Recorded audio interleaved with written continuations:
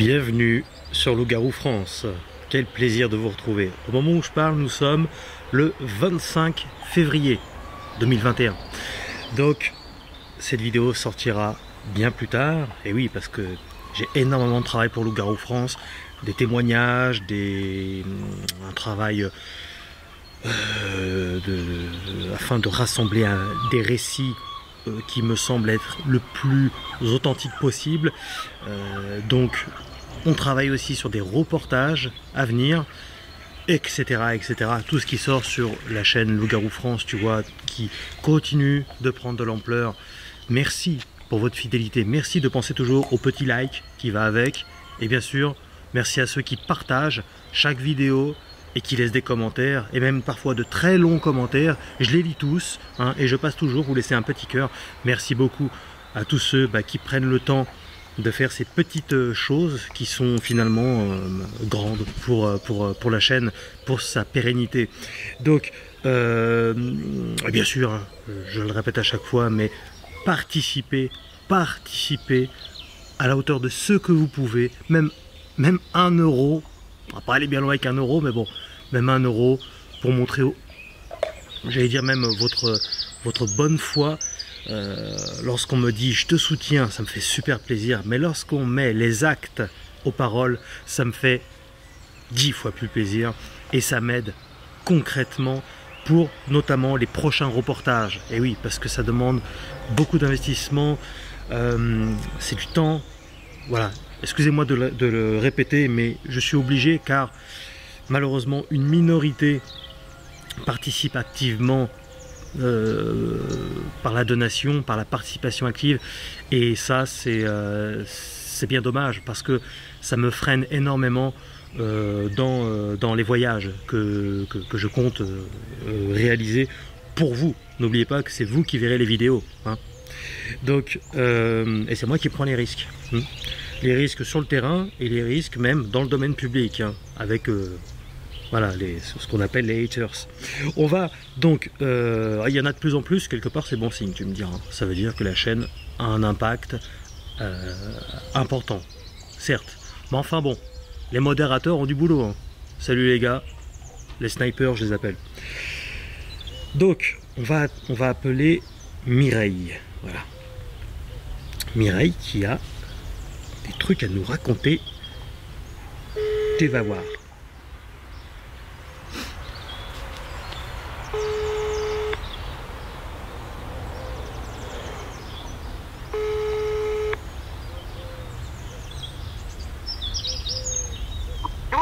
Salut Mireille, c'est Morgane, Loup-Garou France. Bonjour Morgane. Oh, tu as l'air pile, hein? Ah oui, je suis très ponctuel. C'est pour moi, c'est une marque de respect, la ponctualité. Ouais. Eh bien, écoute, c'est gentil, ça me fait très plaisir de t'entendre. Également, et du coup, je tiens d'abord à te remercier, hein, de m'avoir contacté, et puis d'accepter de témoigner pour Loup-Garou France. Il y a des personnes qui voient des choses et qui refusent, qui n'osent pas, pour diverses raisons. Toi, tu oses, et donc je tiens à t'en féliciter déjà. Donc, écoute, que je te dise vraiment la vérité, je vais te la dire.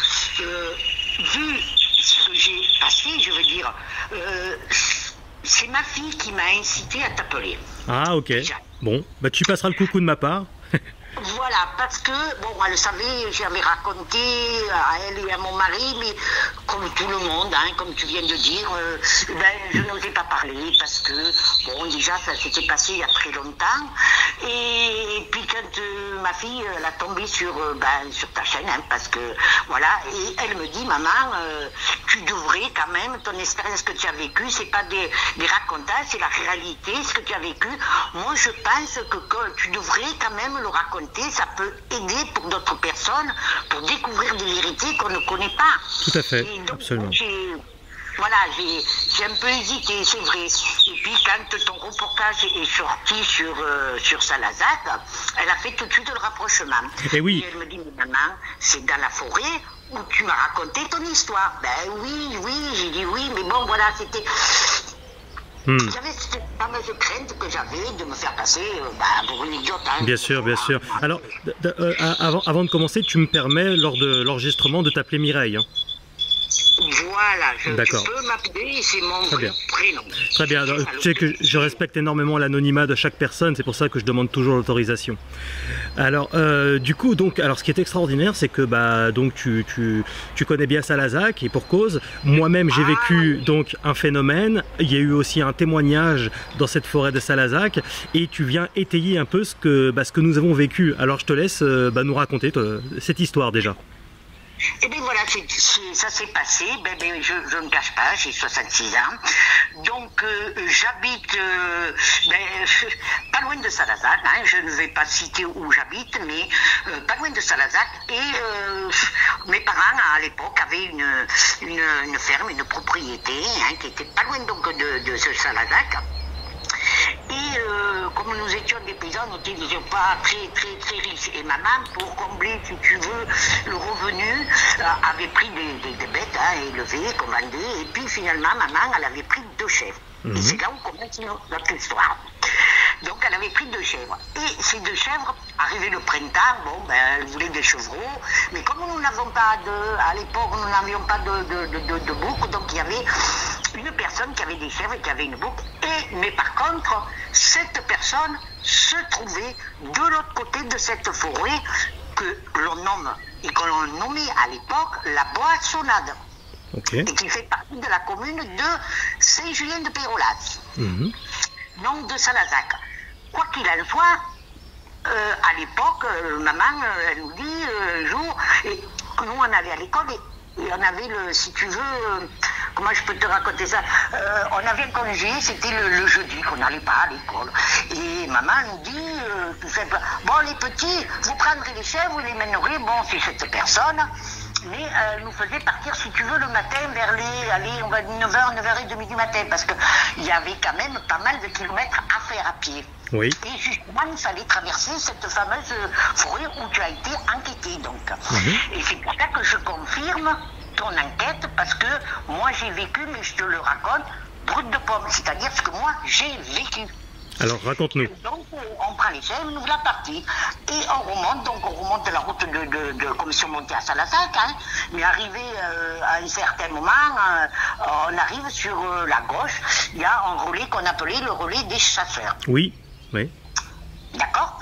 Toi, là où tu as été enquêté, tu as fini un peu plus haut, un deuxième chemin. Le premier chemin était à droite avec, je peux te dire, il y avait une grosse chaîne et un chemin de terre qui part, que les voitures partaient dedans.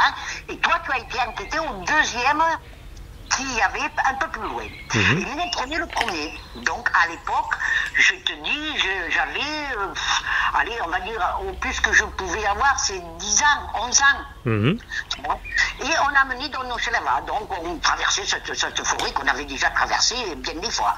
Et donc, on arrive, et arrivé à moitié de ce chemin, on avait un petit sentier, tu sais, qu'on avait fait pour arriver plus vite, parce que ça nous évitait de faire 3 ou 4 kilomètres de plus. Donc, on coupait à travers le bois, si tu veux, la petite forêt. Ouais. Un petit sentier. Et donc, voilà, on amène les chèvres, ça faisait une petite descente, et puis la maison se trouvait un petit peu en hauteur. Donc, on amène les chèvres, on donne les chèvres, mais il fallait passer sur la journée. On était obligé de passer la journée, puisque ça se faisait pas comme ça, et puis la personne ne voulait pas, c'était comme ça, elle voulait pas qu'on voit ce qui se passait, donc elle enfermait les chèvres, et on attendait, des fois ça se faisait très, très vite, comme des fois il fallait compter une demi-journée, tu comprends ? Oui. C'était comme ça à l'époque. Et donc nous on jouait, on s'amusait comme mon frère, tout ça, en bas vers le bois et tout. On n'a jamais rien vu. Et puis ce jour-là, d'habitude, on rentrait de bonne heure. Et ce jour-là, malheureusement, la chose a fait qu'il a fallu attendre. Et ça se passait, je vais te dire, à peu près on va dire 15 février, fin février, début mars. Ouais. Et donc, comme tu peux voir, même à cette époque, la nuit commence à tomber de bonne heure. Et ce jour-là, on a dû partir de la ferme, je sais pas, vers les 5h30, 6h, approximatif, puisque ça commençait à bien s'assombrir. Et la personne qui nous redonne nos chèvres, puisqu'on remet les cordes au cou des chèvres et tout, et on prend notre petit sentier tout le long, si tu veux, du petit sentier. On n'a rien entendu, On discutait les deux, mon frère, de tout et de rien, quoi, comme les gamins, à l'époque. Oui. Et puis, il y avait, on retombe, si tu veux, sur ce chemin que je t'expliquais au départ. Mais là, la nuit commençait à, si tu veux, à bien avancer. Donc, le temps qu'on arrive à ce chemin de terre, il a bien fallu compter 1 heure. D'accord. Tu vois.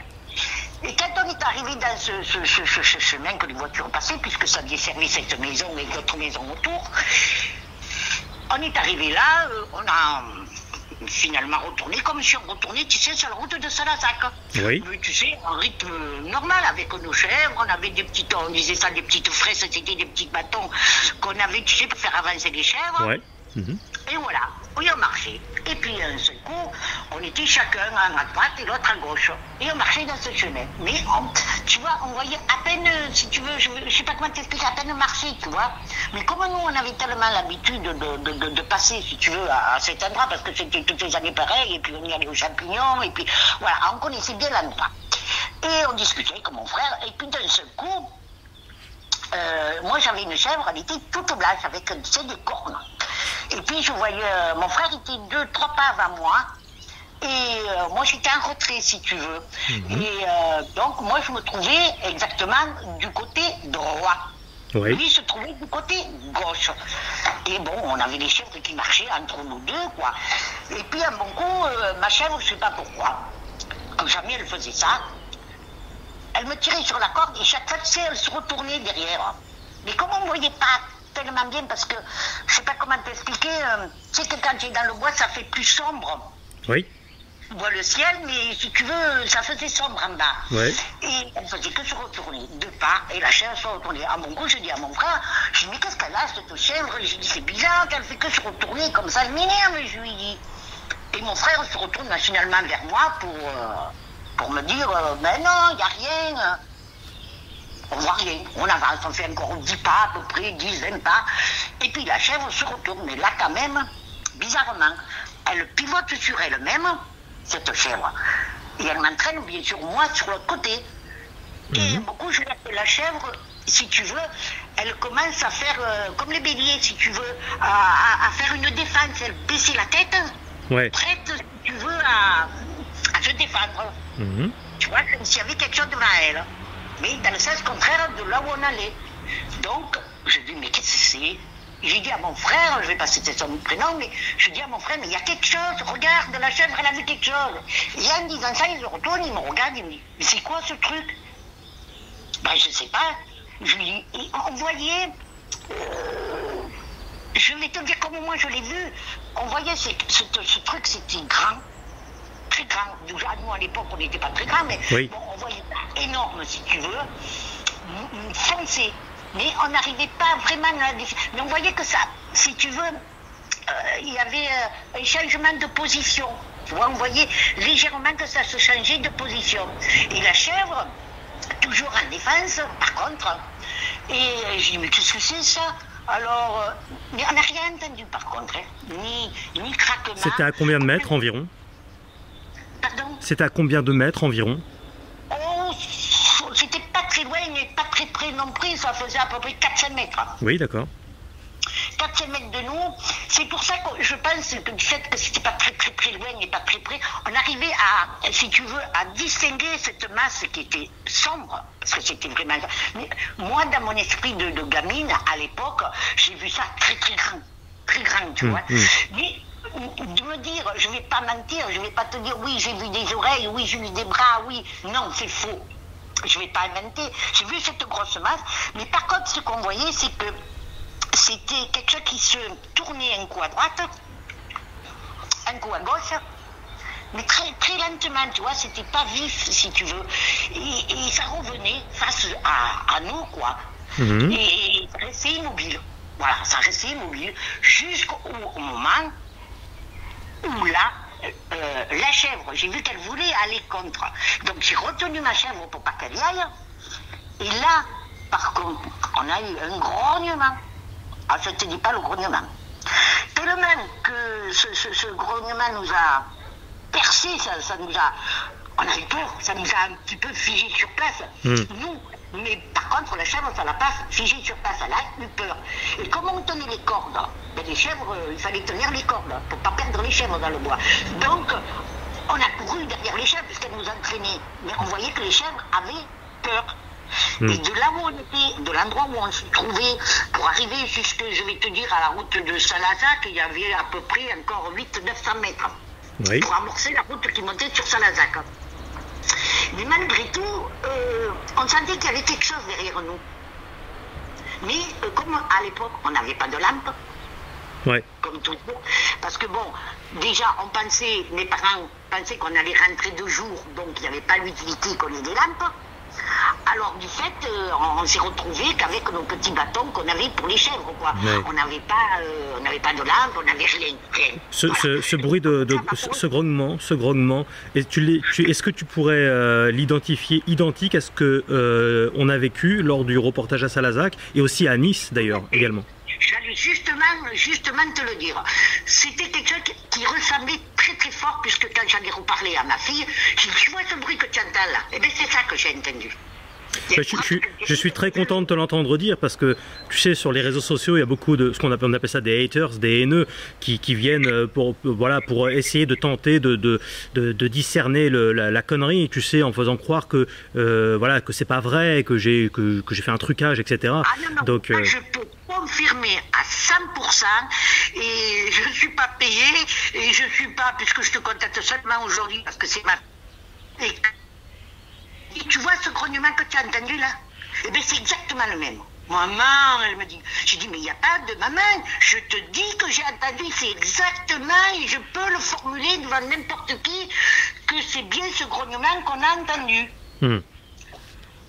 Elle me dit, c'est pas vrai. Ah, mais écoute, j'ai dit, tu crois ta mère ou tu la crois pas, mais en attendant, c'est ça que j'ai entendu. Et on continue, mais plus loin, à peu près, je te dirais, à peu près 200 mètres, avant qu'on arrive, si tu veux, à la route de Salazac, on a entendu quelque chose, et là, on a essayé, tu sais, de voir un petit peu, mais on voyait rien, parce que la nuit était tombée déjà. Et par contre, la chèvre, elle, s'est retournée, arrivée à ce gros chêne, elle s'est retournée, puis elle regardait. Mais nous, on ne voit pas. Tu vois, on ne voyait pas. Ouais. Et on a dit, mon frère me dit, à l'époque, écoute, tu sais quoi? On va prendre la route, on va descendre, mais on va essayer de marcher tant que possible, comme on peut voir la route, mais pas beaucoup. On va essayer de marcher, si tu veux, au milieu de la route. Et comme, bon, à l'époque, je te dis, c'était en 60, allez, on va dire, 65, 66, ça. Oui. Donc déjà, tu vois, quand tu as été faire le reportage, c'est pas que je veux critiquer, mais je veux dire par là, quand tu as été faire le reportage à Salazac, tu n'as pas vu beaucoup de monde. Tout à fait. Et là, à l'époque, c'est encore bien plus pire. Il n'y avait pas de maisons comme il y a et qui se sont construites encore aux alentours de Salazac. Il n'y a rien. Et il y a donc, ce qui veut dire qu'il y avait très peu de véhicules qui montaient sur Salazac. Et j'avais une petite question, toi qui connais bien Salazac. Lorsque nous sommes arrivés, il y avait des griffures, 3 griffures sur la droite et 2 sur la gauche de la porte de l'église. Est-ce que ça y était, ça, à l'époque? Ah, bien sûr. Mais je peux même te le confirmer, parce que nous, on était gosses, et des fois, tu sais, il y avait des vacanciers qui venaient avec des gosses, et on se faisait avec les gosses, on rigolait, on s'amusait. Mais nous, par contre, on descendait vers le bois de l'autre côté, parce que il faut que tu saches que quand tu arrives à Salazac, de l'autre côté, tu as un grand ruisseau.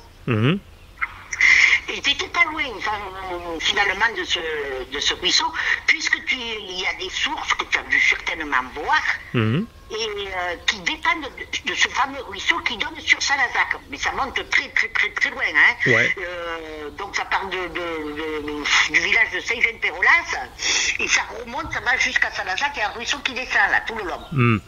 Donc par contre, tu confirmes bien que les griffures existaient déjà en ton temps, c'est ça, hein? Ah oui. Voilà, je suis content de te l'entendre dire aussi, puisque là aussi, certains m'insultent en faisant croire que c'est moi qui aurais fait ça sur la porte de l'église, etc. Quoi. Confirmé, et s'il faut, j'en mettrai ma tête à couper, comme on dit chez nous, parce que moi déjà, en étant gamine, ça avait existé, puisque j'en avais quand même parlé, mais c'est vrai que personne n'ose en parler, et moi, mes parents, à l'époque, on avait entendu des échos, mais bon, on faisait plus ou moins attention. Et ces griffures, je peux te dire que j'ai toujours connu ces griffes sur l'église. Et tu n'as jamais eu la moindre information quant à la façon dont ils ont été faites, ces griffures, parce que c'est quand même étrange, quoi. Mais c'est étrange étrange parce que, bon, oui, j'ai entendu des anciens, pour nous, on n'y portait pas trop d'importance, mais il m'a resté des, si tu veux, quand on en a reparlé, parce qu'on n'était pas quand même dans d'écouter les anciens un petit peu parler. Et puis, à l'époque, moi je me rappelle, mon père discutait souvent avec des paysans et tout ça. Et un jour, j'étais à côté de mon père et puis j'entends un monsieur déjà âgé, qui avait 80 et quelques années à l'époque, et qui disait, mon Dieu, cette nuit, ça veut dire cette nuit, a entendu un bruit sans des pieds. Et Michel il est là, ça veut dire qu'il avait entendu un bruit et qu'il s'était levé pour aller voir, quoi. Mais comme maintenant, bon, tu vois, ils ont mis des petites lumières, mais qui ne donnent pas très très fort sur Salazac, sur la commune de Salazac.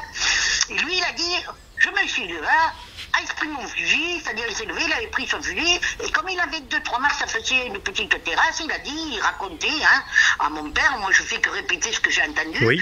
Et qu'il avait vu une bête, il avait cru que c'était un ours. Déjà au départ. Ouais.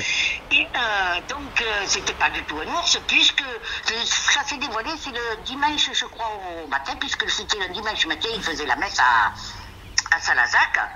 Et puis, soi-disant que c'était le curé, celui qui s'occupait de l'église, qui a vu ces fameuses griffes sur la porte.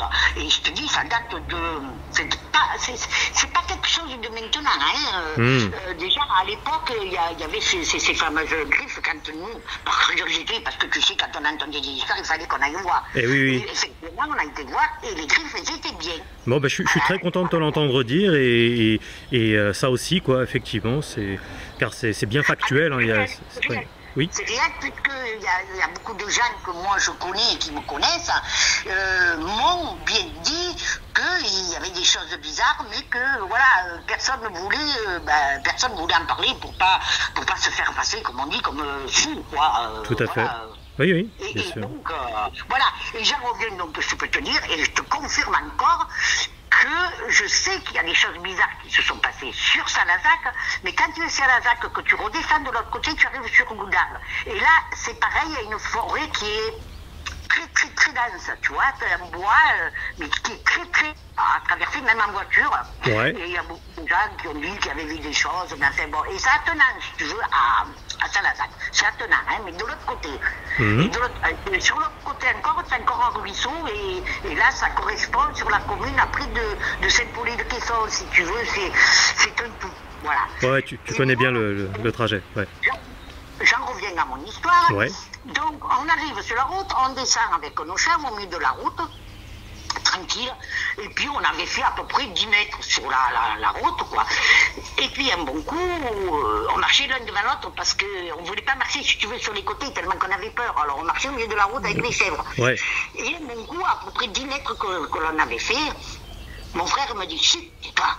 Je dis quoi? Arrête la chèvre, il me dit. Parce que tu savais, les sabots, ça fait du bruit sur la route, sur le béton. Ouais. On arrête, et effectivement, mais c'était pas sur notre droite, par contre, ça se trouvait sur notre gauche. Et on entendait quelque chose qui était à notre hauteur, je veux dire, mais quand même un peu éloigné, ça devait être 700 à 800 mètres, facile, je veux dire, mais on entendait. Et puis tu sais, c'était pas, comment je pourrais t'expliquer, c'était pas comme un animal, tu sais, que tu entends ou qui marche, non, c'était pas ça, c'était ça faisait, tu vois. Bon, et on continue notre chemin. C'est-à-dire c'était les bruits ces bruits de pas dans les branches, c'est ça? Voilà, dans les fourrés, parce que c'était vraiment fourré. Et c'est ce qui m'a un peu intrigué, parce que même, je trouve même une personne, je veux dire, à moins d'être armé d'un débroussailleur, de machin comme ça pour débroussailler, pour moi, parce que c'était quand même dense, c'était rempli de ronces. On ne pouvait pas, nous-mêmes de la route, y accéder, je veux dire. Parce que c'était très, très, très serré, il y avait des ronces, il y avait de tout, tu ne pouvais pas avancer. Et c'était justement de ce côté-là. Et on continue notre chemin, et puis elle arrive un moment, ça fait comme genre de petite descente, et puis il y a un virage qui va sur la droite. Et ça faisait un petit pont. Et une coulée, tu sais, un petit ruisseau, une petite merde, quoi. Et on passe là, et au moment où on arrive à ce niveau-là, toujours donc sur la gauche, on entend tu sais, ce machin, ça fait des clapotis, tu sais, quand tu m'as... Et on a entendu ça. Et mon frère, qui était un peu plus âgé, qui avait 3 ans de plus à l'époque que moi, me dit, je te dis que c'est dans le ruisseau, ça ne suit. Mais arrête, je lui dis. Ni là, déjà, la nuit était bien avancée et bien noire. Alors, je ne sais pas si tu as déjà fait l'essai, mais quand tu te trouves dans une forêt, tu sais que tu n'as pas de lumière. Nous, ce qu'on faisait, on regardait le ciel. En marchant, tu sais, un peu. Et quand tu rebaisses la tête, si tu veux, il te semble que tu vois un peu plus clair. D'accord, ok. Peut-être un machin d'optique qui nous fait ça, je ne sais pas. Bon, quoi qu'il en soit, on avance toujours. Et il nous restait à peu près, pour arriver, pour sortir du bois, allez, je vais dire 100-150 mètres. Tu vois. Et on sentait que ça nous suivait, hein, parce que ça nous suivait. Mais, étant donné qu'on avait un peu couru au départ parce qu'on avait eu peur, et la réflexion après fait accomplie de mon frère m'a dit, je crois que plus on va courir, plus ça va nous suivre. Mais si on va essayer de rester calme, il me dit, parce qu'on parlait à voix haute, hein, tous les deux, on va essayer de marcher normalement. Il avait quel âge ton frère? Pardon? Il avait quel âge ton frère à ce moment-là? Ben, il devait avoir 12-13 ans. Un petit peu plus âgé que toi donc, ok. Voilà. Et donc il me dit, écoute, si alors de courir, on est fou, hein. Parce que je vais te dire, on avait le cœur quand même qui palpitait, hein. Mais sa déduction n'était pas mauvaise finalement. Du moment qu'on a arrêté de courir, parce qu'on a couru un moment, après bon, les jambes, entre les jambes coupées, puis avec les chèvres, c'était pas évident, hein. Et finalement, sa méthode était bonne, parce qu'on a arrêté de courir. Il m'a dit, on va essayer, si tu veux, de faire au plus comme s'il n'y avait rien. Ouais. Il me dit, bon Mireille, arrête, on va faire comme si rien n'était. Allez, tu n'entends rien, on marche. Et on a marché vite quand même. Il a marché. Et sa déduction n'était pas mauvaise, parce qu'après, fait accompli, il m'a dit, plus cet animal, on ne savait pas réellement ce que c'était. Je pense qu'il m'a dit, il sent notre peur. Et plus il sentira notre peur, plus il va nous suivre. Et s'il sent qu'on ne fait pas attention à lui, qu'on essaye de gérer notre peur, peut-être qu'il va nous lâcher. Ouais. C'était une déduction, hein. Oui. Alors, bon, on continue. Et arrivé donc à la sortie du bois, si tu veux, on s'est senti un petit peu rassuré. Pourquoi? Parce qu'on sortait du bois, tout simplement. Et il y avait un virage, et puis on avait fait à peu près, je sais pas moi, allez, je vais te dire 200 mètres. On a essayé, tu sais, de se retourner pour voir si on voyait rien, puisqu'on voyait un peu plus, puisqu'il n'y avait plus la forêt. Donc ça nous semblait avec le ciel un peu plus clair. Et donc on se retourne pour regarder, on n'a rien vu. Et donc tout ça, ça a duré combien de temps approximativement? Ça a duré bien l'histoire d'1 heure quand même. Hein. Ah, 1 heure, waouh, ok, ouais. Ah oui. Et là je ne mens pas quand j'ai dit 1 heure, hein, j'exagère même pas. Et ça nous suivait, parce que je vais te dire, on avait couru à un certain moment, mais comme on était fatigué, je veux dire, donc on ne pouvait plus courir. Donc ça a été la méthode que je te dis que mon frère a pris, qui a dit on va essayer de rentrer calmement, mais c'est surtout qu'on avait peur de prendre la rousse. Bien sûr. Tu comprends? Et tout le long, les chèvres, tout le long, pendant 1 heure, les chèvres étaient apeurées ou pas? Ah, très. Elles étaient agitées. Si on ne les avait pas tenues, je pense qu'elles se seraient dispersées dans le bois. Hein. Heureusement qu'on avait les cordes et qu'on était... Mais on sentait qu'il y avait... on se basait un petit peu, si tu veux, même sur les chèvres, parce qu'on sentait qu'elles avaient peur. On le voyait qu'elles avaient peur. Ouais. C'est quelque chose que peut-être elles voyaient, mais que nous, on ne voyait pas. Cette masse, on l'a vu, on sait très bien que si elle avait voulu nous attaquer, oui. Elle aurait pu. Tout à fait, oui.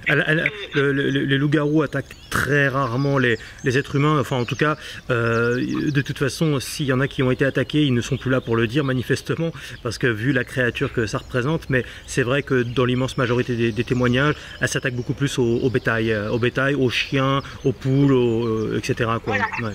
Et en plus de ça, une chose qu'on n'avait pas pensé, qu'on a pensé après plus tard, c'est que quand tu mènes une chèvre au bouc, hein, oui.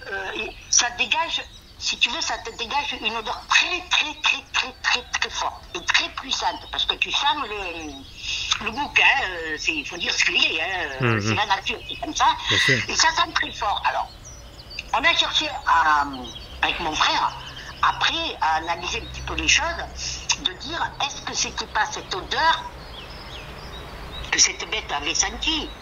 Parce que c'est quand même, c'est un mal aussi, hein, voilà. Et est-ce que ça...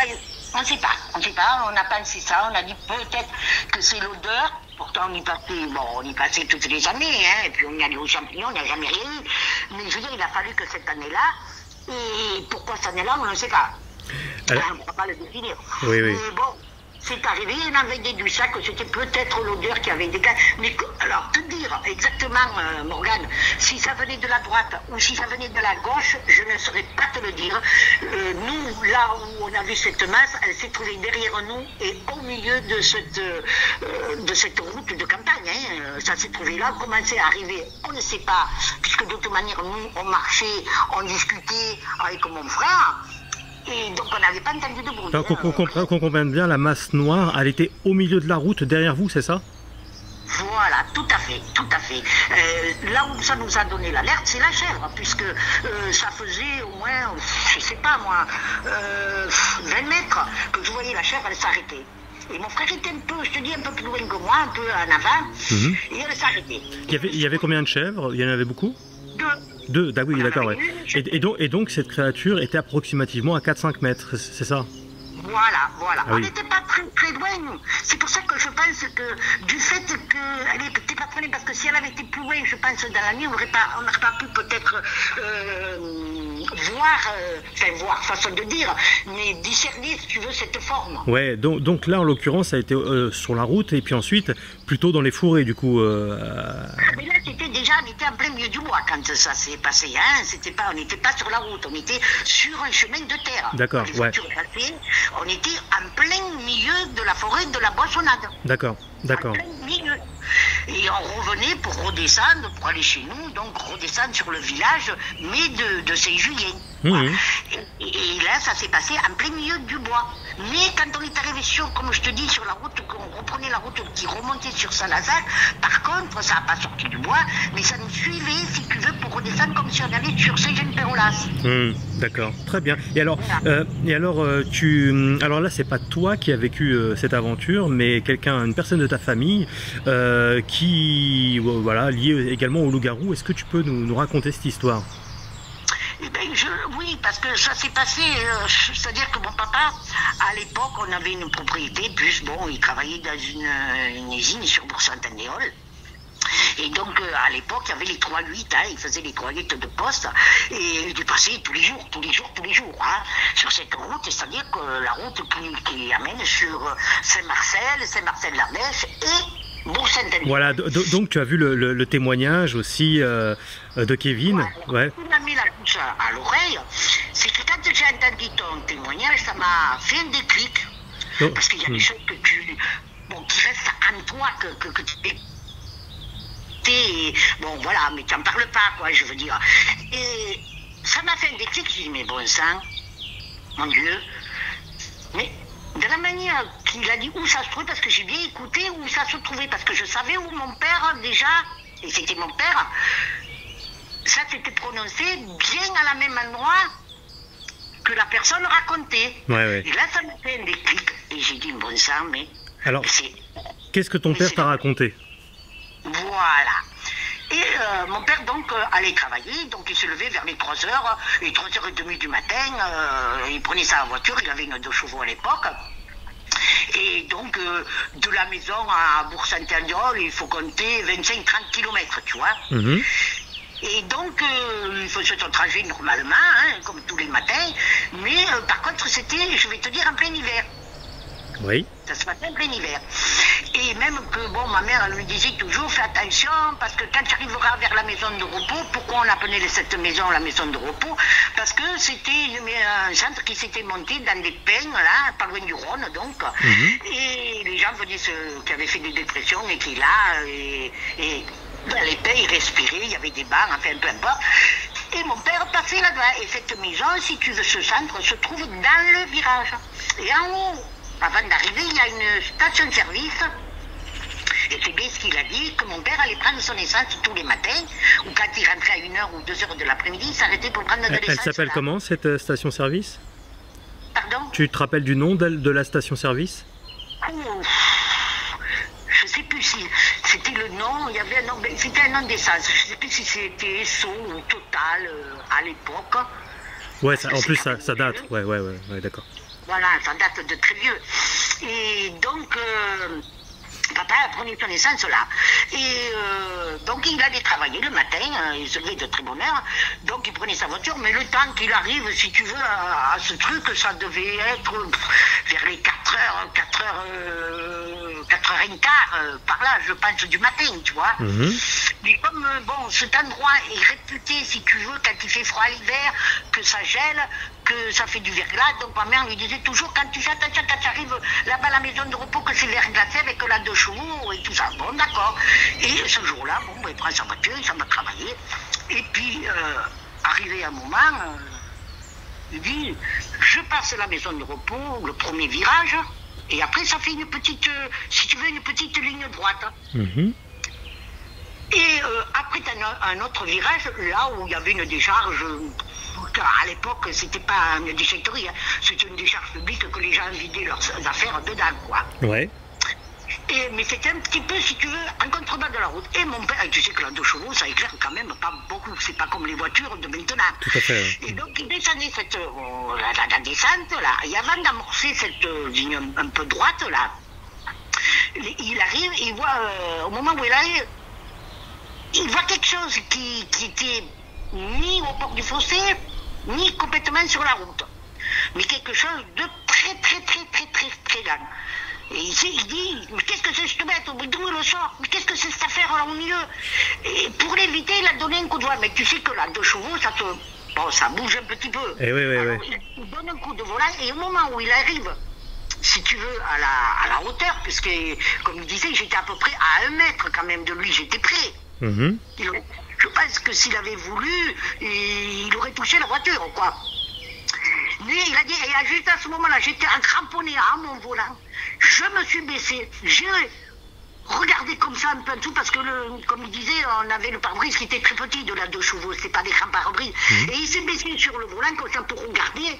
Et c'était sur sa droite. Et là, par contre, il a dit, mon Dieu, il a dit à ma mère en patois, j'ai vu une bestie. Oh mon Dieu, elle était grande, on le disait, avec des yeux jaunes. Alors ma mère, elle dit, arrête-toi, une bête grande avec des yeux jaunes. Oui, et puis ça avait des oreilles comme le chi. C'est-à-dire qu'il avait des oreilles comme un chien, droite. Mais ma mère dit, mais arrête-toi, tu as eu peur, mais c'était... Je te dis que c'était grand. Je te dis, ça plus de 2 mètres, ça faisait. Alors, ma mère, il y a plus de 2 mètres. Mais qu'est-ce que c'est que tu peux avoir une... mais ça, c'est que ça... il peut avoir... Ouh là là, il trembla. Il avait peur, il tremblait au volant, tellement que ça l'avait traumatisé que quand il est arrivé à son travail, au poste de garde, il a été voir le garde qui était là, qui lui a dit, mais monsieur, enfin bref, son nom, et il lui dit, mais qu'est-ce qui t'arrive?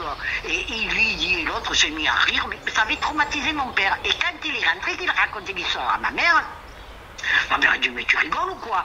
Mais je te dis que non. Et tu sais bien que je ne dis pas de conneries, hein. J'en ai vu des choses dans ma vie, mais alors celle-là, c'est la première fois de ma vie que ça m'arrive quand même. J'ai jamais eu ça de ma vie. Je sais pas qu'est-ce que c'est cette bestiole, mais crois-moi que j'ai eu peur, hein. J'ai cru que je me... En parlant bien, il a dit, je cru que je me pissais dessus tellement que... pourtant, il était en voiture. Et de quelle couleur il était? Il voyait ça noir. Il a dit c'était grand, noir, avec des yeux jaunes. Et au niveau de la gueule, il a identifié la gueule? Il a dit que lui, ce qu'il avait attiré, c'était surtout les yeux, quoi, parce que ça a tourné sa tête, mais comme il a dit, ça, si tu veux, ça n'a pas tourné la tête vif. Tu sais, ça a tourné la tête au moment où il passait, je veux dire. Et c'est là où il avait les yeux. Il a dit, ce qu'il a vu, ce qui l'a choqué, c'est les yeux et les oreilles. Parce qu'il disait que ça avait les oreilles du chien qu'on avait, des oreilles. Voilà, il y avait des oreilles droites. Mais, espoirou, alors ça veut dire qu'il était poilu. Et ma mère, il a dit, oh, mais qu'est-ce que tu crois? T'as vu peut-être un ours? Oh, un ours. Bon, pardi, les ours, ils sont pas très grands, tu disais. Bah ouais. Et puis, comme c'était, j'ai pas vu ses bras, mais ça, ce que j'aurais pas voulu les voir, hein, il disait à ma mère. Mais je te jure que je l'ai vu, hein, sur ma tête, je te dis que je l'ai vu. Et quand il nous l'a raconté, c'est vrai que, bon, on l'a pris un petit peu à demi-mot, quoi qu'on croyait quand même ce que notre père a raconté. Ouais. Et il y a passé, il y a repassé.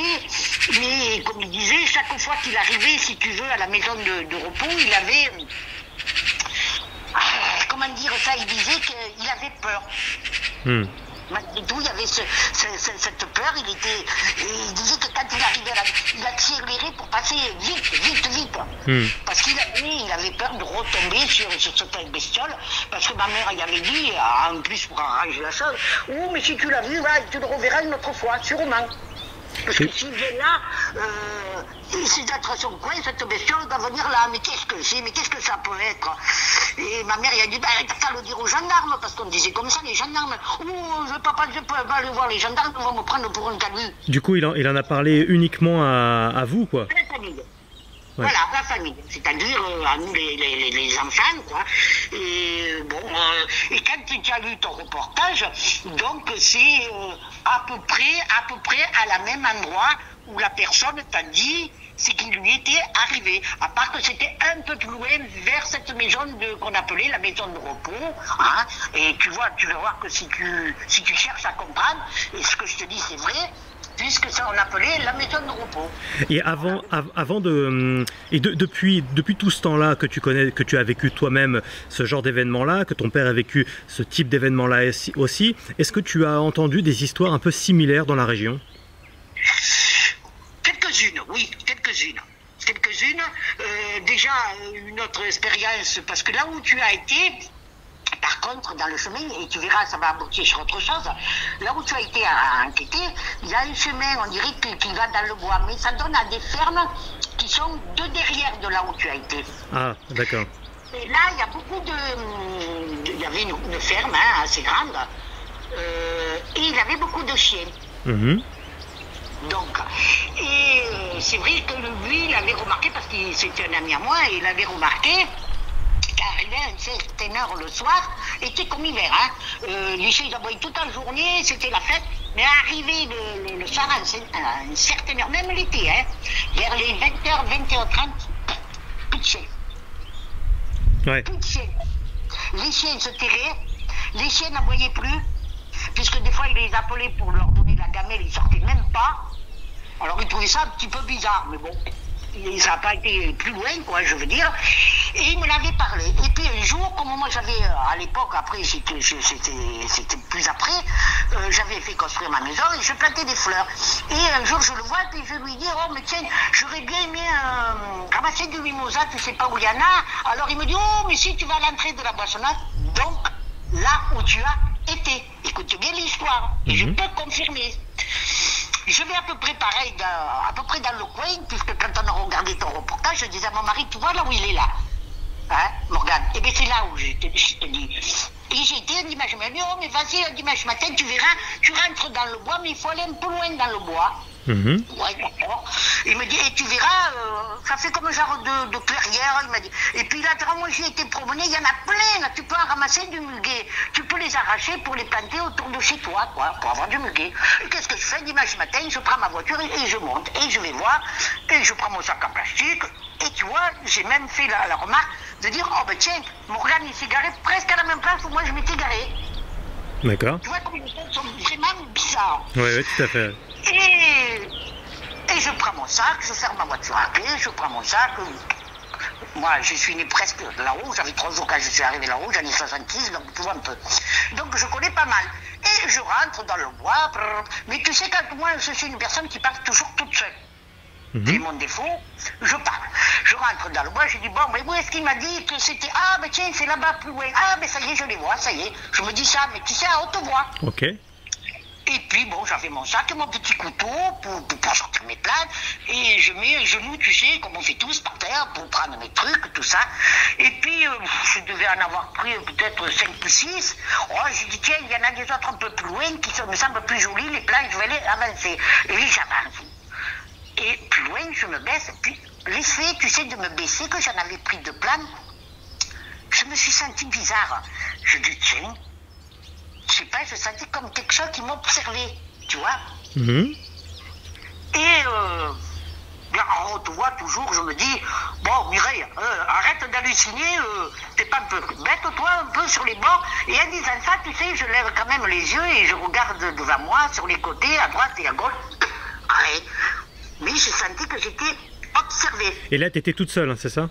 Ah, j'étais toute seule. Et tu n'avais pas peur d'aller dans la forêt Tu n'avais pas peur d'aller dans la forêt au vu de ce que tu avais vécu, toi et ton père?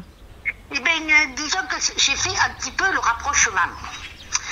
Parce que comme j'avais déjà vécu un peu cette expérience en étant petite, je me suis dit, dans ma tête, je me suis dit, aïe aïe aïe, aïe aïe aïe, il est là. Voilà ce que je me suis dit. Ouais. Aïe aïe aïe, il est là. Il m'observe. Mais ça m'est revenu, le truc m'est revenu de mon frère, puisqu'entre-temps j'ai perdu mon frère, bizarrement d'ailleurs. On ne sait pas si c'est venu de là ou pas, enfin peu importe. Quoi qu'il en soit, je me suis rappelé ce qu'il m'avait dit. Et comme je parlais toute seule, parce que ça me tenait compagnie, si tu veux, parce que j'étais dans le bois. Oui, ça rassure. Je me suis rappelé. Alors j'ai dit, bon, allez Mireille, bon, tu en as assez ramassé pour mettre là, bon, allez, je vais retourner à la voiture, comme j'aurais parlé à quelqu'un, mais j'étais toute seule. Et j'ai dit, bon, allez, je vais retourner à la voiture, mais tout en sachant ce que mon frère m'avait dit, de pas s'affoler, pour pas qu'il sente la peur s'il y avait quelque chose, parce que je sentais que j'étais observée. Et pour pas, si tu veux, lâcher la peur, qu'il sente que j'avais peur, donc j'ai resté calme. J'ai pris ma peur. Et, bon, j'ai dit, allez, hop, c'est bon, j'y vais. Bon, ben allez, hop, je vais retourner à la voiture. Mais, tu sais, pour retourner à la voiture, il y avait quand même un petit peu à faire à pied, puisque je m'étais quand même enfoncé dans le bois. Ouais. Et le temps que j'arrive, je sentais qu'il y avait quelque chose. Mais par contre, c'était ni devant, ni sur les côtés. C'était, si tu veux, ça se positionnait en avant, côté droit. Et je voyais les trucs bouger, mais je faisais semblant, si tu veux, parce qu'il y avait des grosses bruyères, et donc, qui étaient hautes, et je voyais les pointes tu sais, des bruyères bouger. Ouais. Mais je parlais comme si rien n'était, toute seule, tu vois. Bon, ça y est, allez, oh merde, j'ai mis mes clés dans la voiture, je faisais, ah, ben ça y est, je les ai trouvées, ah, ben ça y est, j'arrive à la voiture, c'est bon. Et je prends, donc je retombe dans le chemin où tu as été. Par contre, ça s'est arrêté au niveau des... Il y avait des fougères, des trucs. Ça s'est arrêté à ce niveau-là, parce qu'après, c'était à découvert, si tu veux. Mais malgré que j'avais le dos tourné pour retourner prendre ma voiture, je sentais que ça m'observait. Alors, j'ai ouvert ma voiture comme si rien n'était, j'ai mis mon sac dedans, j'ai fermé ma porte, mais il fallait faire demi-tour, tu sais, pour repartir. Oui. Alors, je fais mon demi-tour, et en partant, je me penche... Et je regarde, tu sais, dans le rétro extérieur, côté gauche. Donc, et je donne un coup d'œil et j'ai vu quelque chose. J'ai vu quelque chose, ça a sorti, si tu veux, de ces forêts, de ces bruyères. Mais je le voyais de profil, si tu veux. Ça a sorti comme si quelqu'un, tu sais, tu te caches derrière un arbre et que tu regardes, tu sais. Oui. Tu te penches. Voilà. J'ai vu ça, mais ça rentrait aussi. Et moi, j'ai démarré, je suis parti. T'as eu le temps d'identifier la silhouette? J'ai pas pu identifier, mais c'était quelque chose d'énorme. Ça, je peux te dire que c'était énorme. Et quand mon ami est venu me voir, et qu'il me dit, je lui explique un peu ce que j'avais vu, il me dit, ah ben ça m'étonne pas, ça doit être la bestiole que j'ai vue. Alors moi je dis, comment t'as vu une bestiole? Bah, il me dit, je revenais de Saint-Martin, j'avais mangé chez ma fille, et je suis rentré tard, on discutait, et il me dit, j'ai passé devant chez toi comme un fou, parce que lui il était fada en voiture. Il avait une petite voiture de sport, mais comme il habitait justement là où je te dis, où tu as fait la quête de derrière, qu'il avait des chiens, et il rentrait, et comme ce chemin que tu as pris, si tu avais continué, tu aurais tombé dans une ferme. Mais comme tu as resté, je vais te dire, à mi-hauteur, tu as dû rester, puisqu'après il y avait de l'eau, il y a un peu plus loin. Oui, parce qu'en plus, vraiment, on a beaucoup marché, et donc le mec qu'on a croisé en pick-up, là, une sorte de 4x4, c'est peut-être un mec... C'était sûrement Saint-Jean, parce que lui, il était mort déjà à l'époque. Ouais. Là que tu as fait la quête, il y avait déjà quelques années. Ouais, non, j'entends bien, mais la voiture qui est passée, c'était peut-être un mec qui vivait à la ferme, du coup.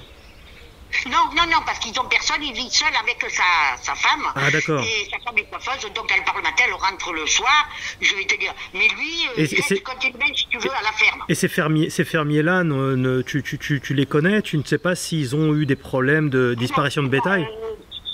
C'est quelqu'un qui on ne fréquente pas parce qu'il a eu affaire déjà à la justice pas mal de fois.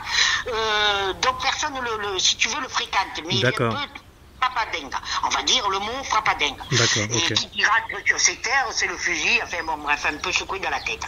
Et donc, son beau-père, parce que c'était son beau-père, il passait le dimanche, il allait chercher son père au village et il s'arrêtait chez moi en remontant.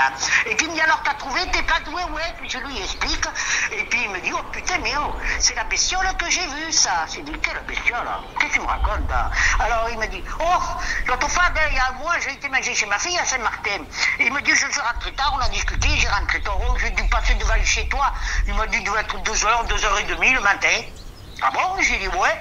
Il me dit, et puis tu sais, il me dit quand je suis arrivé au rouler des chasseurs là, le plus loin, je dis que je prends mon chemin. J'ai dit oui. Il me dit là où ton petit chien a été tué.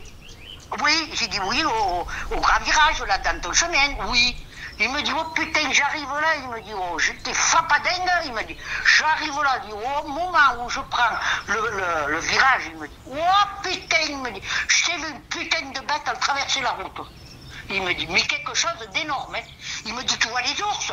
Ah, les grands ours bruns. Ah, oui, à peu près, hein, vous me faites une idée. Eh ben, il me dit, tu veux que je te dise? C'était plus grand que ça. Il m'a dit, je dis, oh, sur les pattes arrière. J'ai fait un petit peu le rapprochement de ce que moi, j'avais vécu à l'époque. Il se déplaçait sur les pattes arrière à ce moment-là? Oui, il marchait. Droit. C'était droit, à traverser la route. Il m'a dit...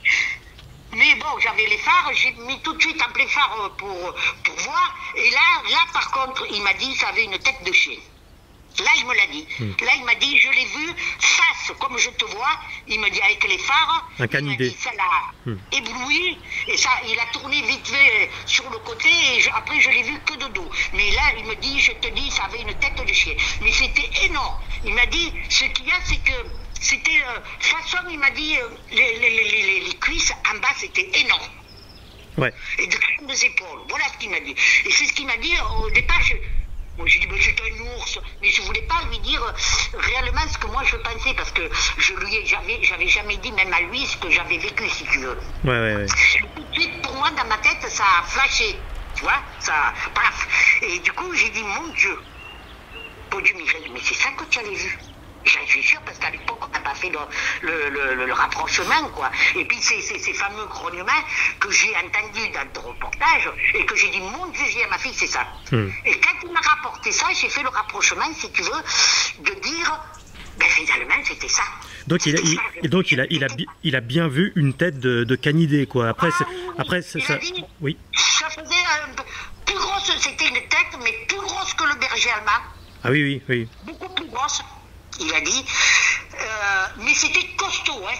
Bah, tu vois, j'ai fait l'enregistrement d'un témoignage d'un loup-garou où le mec avait retrouvé carrément une tête de loup, une tête énorme qui faisait jusqu'à 70 cm. Ah, mais ça, je veux bien le croire. Tu verras le témoignage prochainement sur Loup-garou France. Ouais. Eh bien, je te jure que quand il m'a raconté ça, il m'a dit, oh, pauvre, Mireille, ça avait une tête, mais c'était gros. Tu sais, ça, si tu veux, tout se tenait, les épaules, le cou, tout, c'était énorme. Il m'a dit, c'était énorme. Mais par contre, il a dit, la tête, waouh. Il m'a dit, et c'est vrai que ça avait une tête de chien loup, mais beaucoup plus gros. Les yeux, il a vu les yeux? D'après ce que lui m'a dit, j'ai vu des yeux ça tirait sur le jaune. Mais il a dit, j'en suis pas sûr. Parce que ça a tourné la tête, assez quand même rapidement.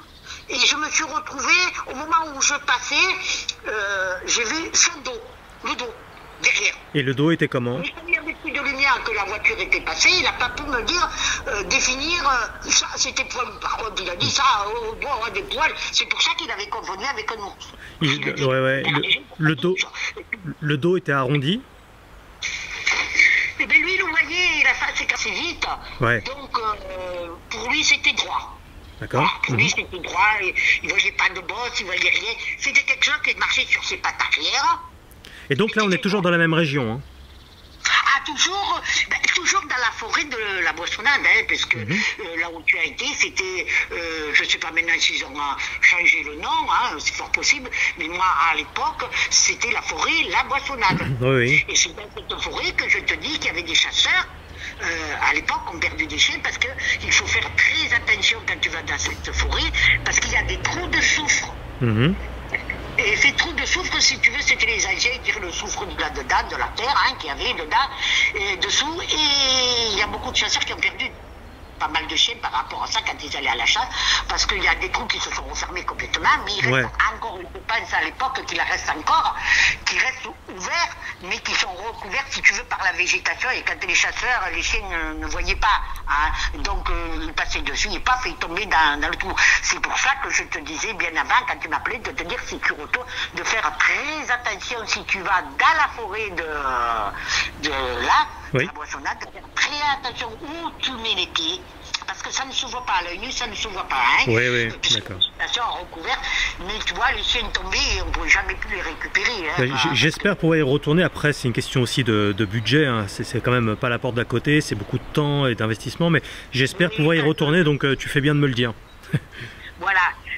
Bon, c'est sûr que je vais faire quelque chose pour toi, mais je veux dire par là que si tu redescends, pour t'éviter des frais, hein, je te le dirai en particulier après, je ne veux pas le dire sur l'antenne, on est pris à t'aider, à t'héberger, mais pour t'aider dans tes recherches, parce que moi je sais très bien que ce que tu racontes, ce que tu vis, c'est réellement vrai. Bien sûr.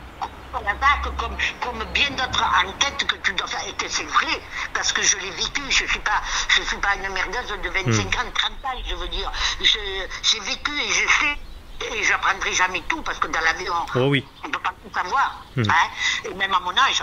Mais moi, je parle de ce que j'ai vécu, et ce que j'ai vécu, je ne l'ai pas inventé, puisque j'ai les faits accomplis, ils sont là. Je suis prêt à me déplacer, à te montrer l'endroit, à te dire, est-ce que ça existe encore? Fort possible. Est-ce qu'on peut entendre des bruits si on y va la nuit? C'est fort possible aussi, puisque tu y as été, tu l'as vu, voilà, mais je confirme. J'estime avoir eu tout de même de la chance, d'ailleurs à 2 reprises j'ai eu de la chance. Il suffit pas d'y aller pour avoir ce type de phénomène là non plus, mais en tout cas c'est sûr que y a des gens dont toi qui vivent des choses, et ça voilà, ce serait trop facile de nier d'un revers de main en disant oh c'est des conneries, c'est tous des mythomanes, c'est que des conneries, c'est pas possible quoi. Il peut pas y avoir que des fous et des mythos. Vécu ces expériences-là. Justement, j'aimerais, c'est pas que j'aimerais, mais disons que si un jour ça doit leur arriver, ils comprendront ce que c'est, parce que c'est tellement facile de donner une opinion quand tu ne le vis pas. Tout à fait. Tout à fait. Quand tu ne vis pas l'expérience, tu te dis oh ouais bon c'est des conneries, c'est pour faire de la pub, c'est pour faire maths, voilà. Non, c'est faux. C'est que nous, on cherche à savoir pourquoi il y a des phénomènes, pourquoi il y a ces animaux, pourquoi il y a ces... Pour pouvoir avancer dans la vie, pour pouvoir avancer, de savoir sur quoi on peut éventuellement tomber. Mais les gens qui parlent comme ça n'ont pas vécu ça. Et je voudrais une chose qui ça leur arrive. Après, peut-être ils changeront, peut-être d'idée. À mon avis, ils changeront. Ils n'auront certainement pas le courage que tu as, parce qu'il faut avoir beaucoup de courage. Déjà, pour faire ce que tu fais, non pas parce que je veux t'envoyer des fleurs, je sais que tu dis la vérité parce que je l'ai vécu, et je peux te dire qu'aujourd'hui, tu viendrais, tu serais là, tu me dis ce soir à minuit, on part, Mireille, on va, tu vas me montrer, je vais aller avec toi. Je m'en souviendrai. Je n'écoute pas trop ce qu'on me dit. Moi, ce que mes yeux voient, je crois. Comme on dit, hein, je suis comme Saint Thomas. Hein. D'ailleurs, mon mari me le reproche assez parce que bon, je sors la nuit sans lumière, sans rien. Si j'entends du bruit ni rien, je me fais toujours engueuler. Il me dit un jour, tu n'as plus 20 ans, tu en as 66. Donc un jour, tu peux tomber sur je dis arrête-toi. Et je dis arrête de me dire des bêtises. Moi, j'ai jamais eu peur et c'est pas maintenant que j'aurais peur. Mais tu vois, c'est drôle, tu sais, tu me dis je suis comme Saint Thomas, je crois que ce que je vois, mais c'est donc Thomas qui dit ça aux apôtres, et puis là il voit apparaître Jésus, et Jésus lui dit ne sois pas incrédule mais crois, toi tu crois en moi parce que tu m'as vu, mais bienheureux ceux qui m'ont pas vu et qui croient en moi. Et c'est un peu ce qui s'est passé pour toi, tu vois, tu as vu et tu crois, comme quoi, tu vois, mais c'est pas parce qu'on ne voit pas que ça n'existe pas non plus. On peut pas résumer. Exactement. Voilà. Mais moi, dans mon truc, à moi, est-ce que pourquoi je suis comme ça, je ne saurais pas te le dire. Ouais. Moi, s'il y a un bruit, il faut que je vois qu'est-ce qu'il y a derrière. Voilà, c'est bête à dire, mais il faut que je vois. J'ignore le danger, si tu veux. Je pense pas que ça va m'agresser, parce que comme je disais dans leur bien avant, quand je t'expliquais, pour moi, je sentais pas que cette chose me valait du mal. Oui. Est-ce que plus tard, tu t'es intéressé au phénomène du loup-garou ou pas du tout?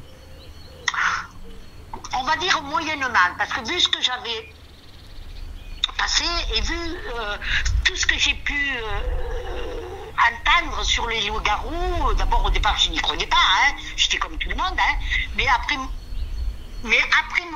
si tu veux, mon expérience. Allô? Oui. Oui, des fois il y a des petites coupures, mais... Après mon expérience, c'est qu'après tout ça, je me suis dit pourquoi Mireille, tu ne croirais pas des trucs que c'est réel puisque ça t'est arrivé.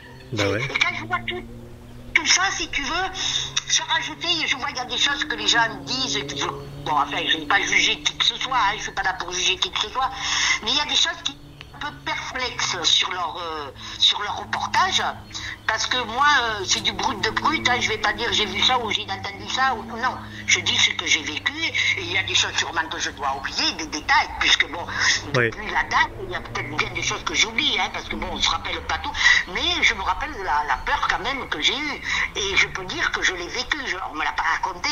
Ouais. C'est de mon être que je l'ai ressenti. J'ai ressenti que cette bête, si tu veux, même si grande qualité, peut-être elle était moins grande, peut-être que ce que je peux affirmer aujourd'hui, parce que bon, j'étais plus petite, j'étais une gosse, voilà. Donc je la voyais pour moi très grande. Oui. Et je savais que ça avançait derrière nous.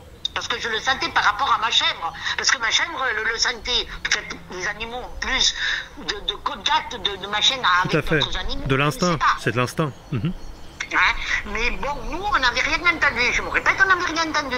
Et tout ça, tout ce que je viens de te raconter, ça s'est passé exactement dans la forêt de, comme tu dis, Salazac, qui fait partie de la commune de Saint-Jean-Parola, mais qui est limitrophe avec Salazac.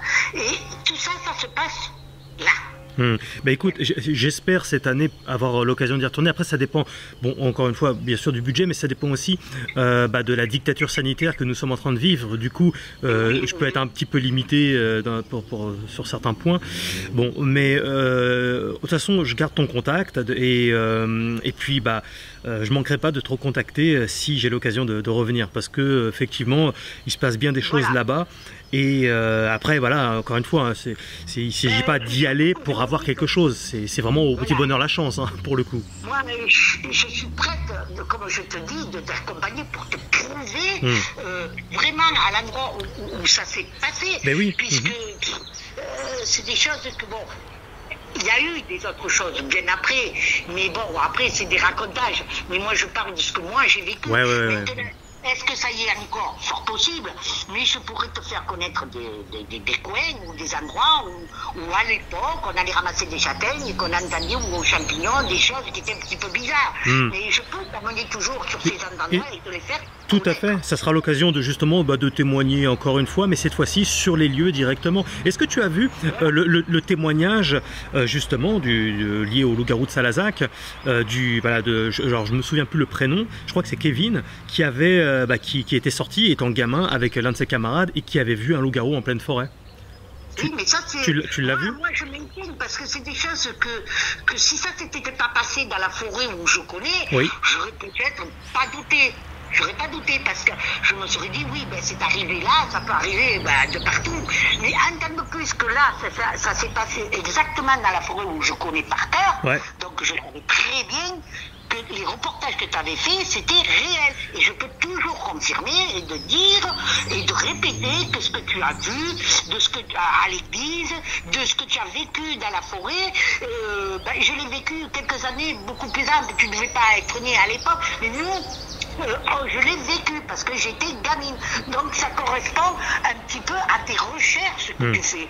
Et disons que si aujourd'hui je témoigne, c'est parce que ma fille m'a mis en confiance et m'a dit, mais c'est une personne qui essaye de dévoiler les choses, de voir ce qui se passe. Mais si toi, tu ne donnes pas ta version de ce que tu as vécu, Bah ouais.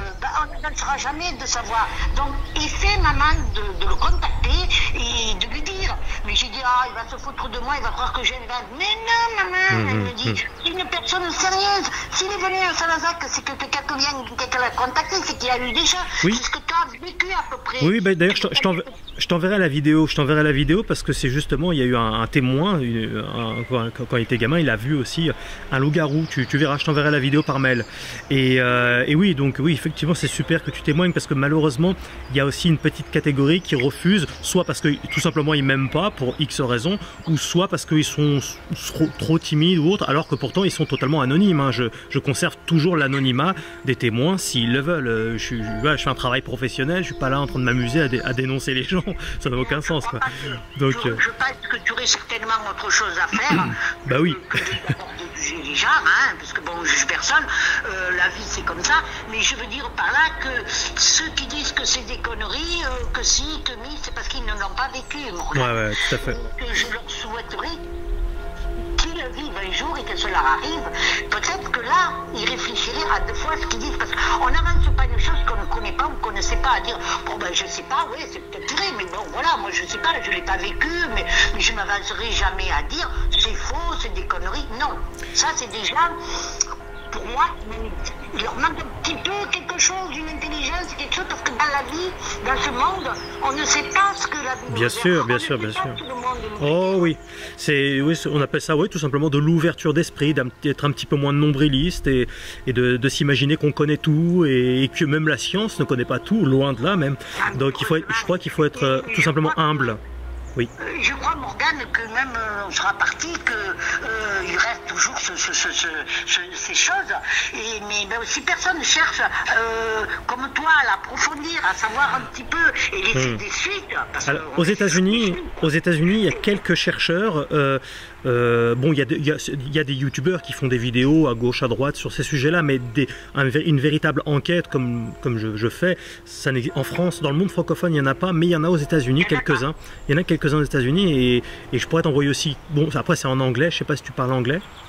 Non, pas du tout. Bon, mais en tout cas, c'est pour ça que j'ai voulu faire Loup-garou France pour le monde francophone, parce que malheureusement, les enquêteurs comme moi ne sont beaucoup aux États-Unis, tu vois. Donc voilà.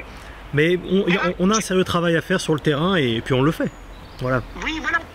Ce que les gens n'arrivent pas à comprendre, c'est qu'on a la chance, parce qu'il faut dire une chance formidable, d'avoir quelqu'un comme toi en France pour pouvoir dire ce qu'on vit, du moins ce qu'on a vécu ou ce qui peut nous arriver du jour au lendemain. Parce que, comme on dit, on s'endort le soir, mais on ne sait pas le lendemain, ça va se réveiller. Oui. Bon, si on regarde tout ça, je veux dire, on a cette chance d'avoir quelqu'un en France qui s'intéresse à des phénomènes que jusqu'à maintenant, bon, on n'en a peut-être eu, mais c'était caché. On l'a pas su. Oui, tout à fait, oui. Les portes de ça. Tu ouvres les portes. Oui. Et tu fais comprendre aux gens, et du moins tu essaies de leur faire comprendre ce que toi tu as vécu, ce que tu as entendu. Moi je dis c'est une très belle chose. Merci. Et ce que d'autres aussi vivent, mais ça fait plus de 20 ans que je m'intéresse au sujet et je me suis spécialisé dedans par la suite, mais c'est vrai que c'est bon, il se passe bien des choses et on va essayer de faire le nécessaire pour, je dirais, le prouver. En tout cas c'est un grand mot parce que il faut le vivre pour le croire, mais en tout cas ouvrir un peu les esprits, voilà, ouvrir un peu les esprits.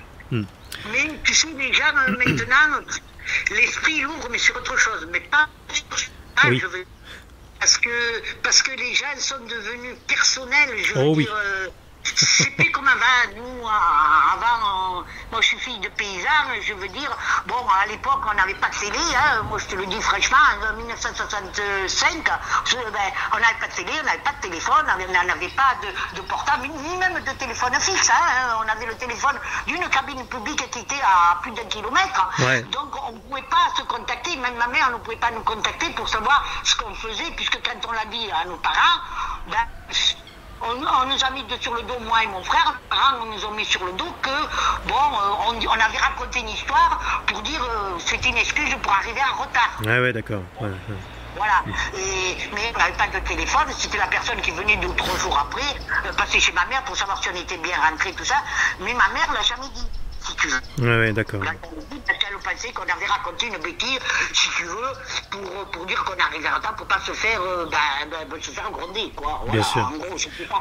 Mais après, comme je te dis, quelques années plus tard, quand j'ai été adulte, j'ai fait le rapprochement de ce que mon père m'a raconté et de ce que moi j'avais vécu. En tout cas, alors après, mon père l'a vécu, je sais pas. En tout cas, merci beaucoup pour ton temps. Ton témoignage est très crédible et complet. Et puis, je te tiendrai informé de la sortie de ton témoignage dans, je pense, 1 mois ou 2, puisque là, au moment où on enregistre, on est je crois, le 25 février 2021. Donc voilà, ça sortira prochainement. Et puis, on se tient au jus. Hein. Eh bien, écoute, on se tient au jus parce que moi, tu vois, je vais te dire, de temps en temps, j'y retourne. Hein ouais. Et si, je dis bien si, peut-être non, je dirais rien, mais si je venais à avoir quelque chose, parce que des fois j'y vais tard, bon tu sais j'ai peur de rien, donc s'il y avait quelque chose, je te recontacte. Ah bien sûr, bien sûr. De toute manière, je reste jus et je tiens quand même à te féliciter et te remercier quand même pour tout ce que tu fais pour les auditeurs, les gens qui t'écoutent, les gens qui croient en toi et que je sais qu'il y en a pas mal, mais il y a des doutes, il y aura toujours des doutes dans la vie, mais moi, personnellement, un grand remerciement à toi et la chance qu'on t'ait en France. Merci beaucoup, c'est gentil, ça fait plaisir à entendre. Donc on se tient au jus. Écoute, je pense qu'il y en a d'autres comme moi qui vont peut-être penser la même chose que ce que je te dis, parce qu'on a vraiment une grande chance. Et je tiens encore beaucoup à te remercier.